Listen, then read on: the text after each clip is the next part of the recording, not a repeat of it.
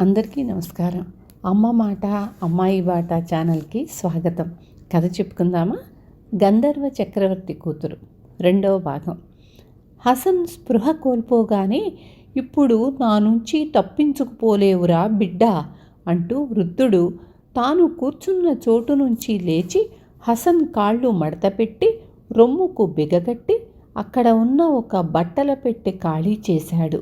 తరువాత ఆ దుర్మార్గుడు హసన్ను ఆ పెట్టెలో పెట్టి ఇంట్లో ఉన్న డబ్బంతా తీసుకొని బయటకు వెళ్ళి ఒక కూలీని మాట్లాడి తెచ్చి వాడి చేత పెట్టి మోయించుకొని తిన్నగా రేవుకు వెళ్ళాడు. అక్కడ ఒక ఓడ సిద్ధంగా ఉంది. ఓడ సరంగు వృద్ధుణ్ణి చూడగానే పెట్టెతో సహా ఎక్కించుకొని లంగరు ఎత్తి ఓడను సముద్రం మీదకి నడిపించాడు. కొంతసేపు అయ్యాక హసన్ తల్లి ఇంటికి వచ్చి చూసుకుంటే హసన్ లేడు, పెట్టెలేదు. కిందటి రోజు హసన్ బంగారం అమ్మి తెచ్చిన డబ్బు కూడా లేదు. పెట్టెలో ఉండిన బట్టలన్నీ చెల్లాచెదురుగా పడి ఉన్నాయి. బయటి వాకిలి తెరిచి ఉంది. ఆమె తల బాదుకొని తన బట్టలు చించుకొని కొడుకును మళ్ళీ చూడనని భయపడినంత అయ్యిందని ఏడ్చింది బాగా. ఆమెను ఓదార్చటం ఇరుగు పొరుగు వాళ్లకు సాధ్యం కాలేదు. ఆమె తన నట్టింట కొడుకు పేర ఒక చిన్న గోరి కట్టించి అహోరాత్రాలు దాని దగ్గరే కాపలా ఉండి ఏడుస్తూ కాలం గడపసాగింది. హసన్ను మాయం చేసి పట్టుకుపోయిన పర్షియన్ ఒక భయంకర మాంత్రికుడు. వాడి పేరు బెహ్రామ్. వాడు తన మాయ విద్యలకు ఎందరో ముస్లిం కుర్రాళ్లను బలి ఇచ్చాడు. ఈసారి వాడికి హసన్ దొరికాడు. సముద్ర ప్రయాణం సాగినన్నాళ్ళు బెహ్రామ్ హసన్ను పెట్టెలోనే ఉంచి మత్తుమందు కలిపిన ఆహారం పెడుతూ వచ్చాడు. కొన్నాళ్లకు ఓడ అవతలి తీరాన్ని చేరింది. బెహ్రామ్ పెట్టెతో సహా ఒడ్డున దిగాక ఓడ వెళ్ళిపోయింది. అప్పుడు ముసలివాడు హసన్ను పెట్టెలో నుంచి పైకి తీసి కట్లు ఊడదీసి వాడి మత్తు వదలడానికి ఏవో మందులు వాసన చూపించాడు. హసన్ కళ్ళు తెరిచి చూసేసరికి తాము సముద్రం ఒడ్డున ఉన్నట్లు తెలిసింది. కానీ అది వాళ్ల దేశం కాదని కూడా తెలిసింది. ఎందుకంటే ఈ సముద్ర తీరాన ఇసుకలో నల్లని, తెల్లని, పచ్చని, ఎర్రని గులకరాళ్లున్నాయి. వాడు ఆశ్చర్యంతో లేచి నిలబడగానే వెనుకగా ఒక రాతి మీద కూర్చొని ముసలాడు కనిపించాడు. వాడే తనని మోసం చేసి ఇక్కడకు తెచ్చాడని, తల్లి అన్న మాటలు అక్షరాలా నిజమయ్యాయని హసన్ గ్రహించాడు. అతడు ముసలాడి దగ్గరకు పోయి, నాయనగారు, ఇదంతా ఏమిటి? మా ఇంటి ఉప్పు తిన్నారే అన్నాడు. ముసలాడు గట్టిగా నవ్వి, అగ్నిని పూజించే బెహ్రాంకు ఉప్పు తిన్న నిర్బంధం ఏమిటి? నీ వంటి ముస్లిం యువకుల్ని 990 మందిని బలి ఇచ్చాను. నువ్వు 1000వ వాడివి. నా చేతిలో చిక్కావు, తప్పించుకోలేవు. నీ దేవుణ్ణి విడిచిపుచ్చి నాలాగా నువ్వు కూడా అగ్నిని అర్చించు అన్నాడు. ఆ మాటలకు మండిపోయి, నీచుడా, ఏమిటి నువ్వనేది అని హసన్ గట్టిగా అరిచాడు. వెంటనే బెహ్రామ్ తన వాలకం మార్చేసి, నిన్ను పరీక్షించటానికి అలా అన్నాను నాయనా. భేష్, పరీక్షలో నెగ్గావు. ఏకాంత ప్రదేశంలో నీకు నా విద్య చెబుదామనే ఉద్దేశ్యంతో ఇక్కడికి తెచ్చాను. అదుకో, ఆ కనపడే కొండ చూశావా? దాని శిఖరం మబ్బుల కన్నా ఎత్తుగా ఉంది. అందుచేత దాన్ని మబ్బుల కొండ అంటారు. మనకు కావలసిన మూలికలన్నీ దాని మీద ఉన్నాయి. మనం ఇప్పుడు అక్కడికి ఎక్కాలి అన్నాడు. హసన్ అనుమానం కొంత తగ్గింది. అతను బెహ్రామును ఆ కొండ గోడలాగా ఉందే, దాని శిఖరానికి ఎలా ఎక్కటం అని ప్రశ్నించాడు. మనకు ఎక్కవలసిన పనే లేదు, పక్షుల్లాగా వెళ్ళి అక్కడ వాలుదాం అంటూ బెహ్రామ్ తన పైబట్ట లోపలి నుంచి ఒక రాగి తప్పెట తీశాడు. దానిపైన కోడిపుంజు చర్మం పరిచి ఉంది. ఆ చర్మం మీద ఏవో బీజాక్షరాలు రాసి ఉన్నాయి. బెహ్రామ్ ఆ తప్పెట మీద వేళ్లతో వాయించగానే పెద్ద ఎత్తున ధూళి లేచి, అది లేచిన చోట ఒక నల్లని రెక్కల గుర్రం ప్రత్యక్షమయ్యింది. దాని ముక్కు నుంచి జ్వాలలు వెలువడుతున్నాయి. బెహ్రామ్ దానిపైన ఎక్కి కూర్చుని హసన్కు సహాయం చేసి తన వెనుక ఎక్కించుకున్నాడు. వెంటనే ఆ గుర్రం రెక్కలు ఆడించింది.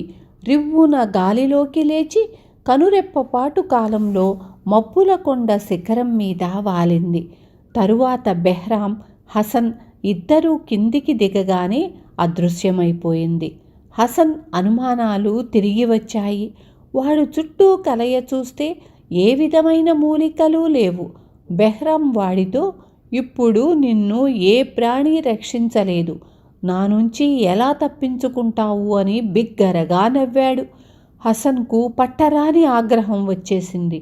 నీచుడా, నాకు అల్లా అండ ఉంది, చూడు అల్లా సాయంతో నిన్నేం చేస్తాను అంటూ ఒక చేత్తో ముసలాడి చేతిలో ఉన్న రాగి తప్పెట లాగేసి రెండో చేత్తో బలం కొద్దీ అతన్ని కొండ మీద నుంచి తోసేశాడు.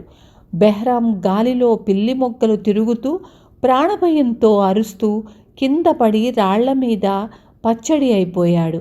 ఆ మాంత్రికుడికి భూమి మీద నూకలు చెల్లిపోయాయి.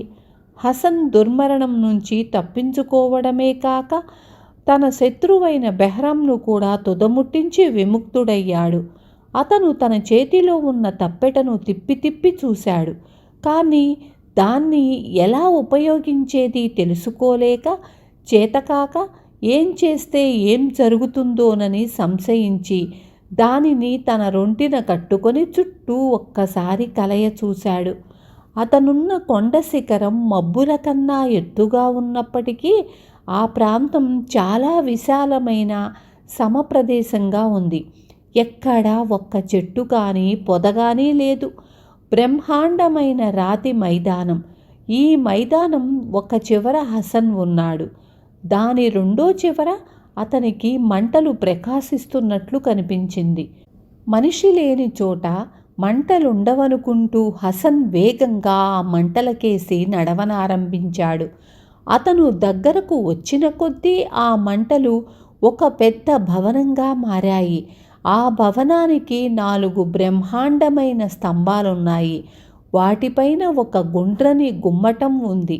స్తంభాలకు, గుమ్మటానికి, భవనానికి బంగారు రేకు తొడిగి ఉంది. సూర్యకాంతి ఆ బంగారు భవనం పైన పడటం చేత హసన్ మంటలు కనిపించాయని భ్రమపడ్డాడు.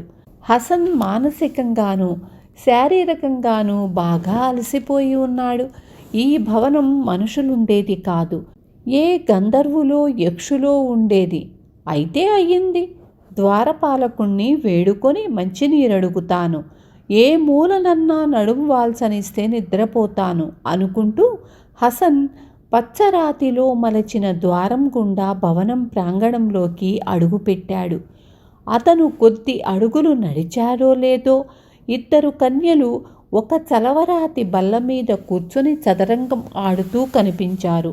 మొదట వాళ్ళు హసన్ను చూడలేదు. కానీ కొంతసేపటికి వారిలో చిన్నది తల ఎత్తి తమ సమీపాన నిలబడి ఉన్న యువకుణ్ణి చూసి, అక్కా, ఎవరో అబ్బాయి వచ్చాడు చూడు. దుర్మార్గుడు బెహ్రాం ఏటా ఇలాంటి యువకుల్ని మబ్బుల కొండపైకి తెస్తూ ఉంటాడు. ఈ అబ్బాయిని కూడా వాడే తెచ్చాడేమో. అలా అయితే ఇతను ఆ మాయదారి వాడి నుంచి ఎలా తప్పించుకొని ఉంటాడు? చాలా ఆశ్చర్యంగా ఉంది అని అంది. హసన్ ఆమె కాళ్లపై పడి, అమ్మా, నేను అలాంటి అభాగ్యుణ్ణి అంటూ కంటతడి పెట్టుకున్నాడు. అతని దుస్థితి అర్థమై ఆమెకు హసన్ పైన ఎక్కడలేని జాలి పుట్టుకొచ్చింది. ఆమె తన అక్కతో, అక్క, నేను ఈ కుర్రవాణ్ణి నా తమ్ముడుగా పెంచుకోబోతున్నాను, అందుకు నీవే సాక్షి అన్నది. తరువాత ఆమె హసన్ను భవనంలోకి తీసుకుపోయి సుఖంగా స్నానం చేయించి అతని పాత దుస్తులు అవతల పారవేయించి మంచి దుస్తులు కట్టబెట్టింది. ఆ తరువాత ఆ అక్కా చెల్లెళ్ళు హసన్ను తమ మధ్య కూర్చోపెట్టుకొని భోజనం చేయించారు. ఈ తతంగమంతా ముగిశాక హసన్ వారితో, అక్కలారా, నాకు మీరు తటస్థపడే అదృష్టం కలగక పూర్వం నేను చాలా కష్టాలు పడ్డాను అంటూ తన కథ యావత్తూ చెప్పాడు. విన్నారు కదా? తరువాయి భాగం రేపు చెప్పుకుందాము.